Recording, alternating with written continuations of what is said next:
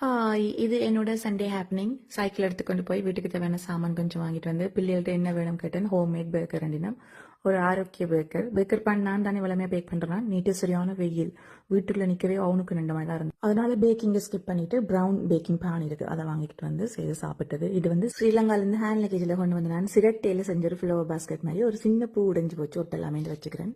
இந்த கோல்டு வாளி எனக்கு செக்கில இருந்து வந்தது. ஃபெராரி ரோசஸ் சாக்லேட்டோட வந்தது. சாக்லேட்டை பிள்ளைகள் சாப்பிட அந்த வாளி என்னோட வீட்டு கிச்சனுக்கு மச்சிங்கா இருந்ததுன்னு தூக்கி வச்சுக்கிறேன். பேக்கரை சாப்பிட்டுட்டு முடிக்காம இருந்த மிச்ச வேலை தோட்டத்துக்குள்ள அதை முடிக்கணும். ஞாயிற்றுக்கிழமை என்னோட 6 கிழமை சம்மர் ஹாலிடே இந்த last day. Vacation is over, முடியுது கதை.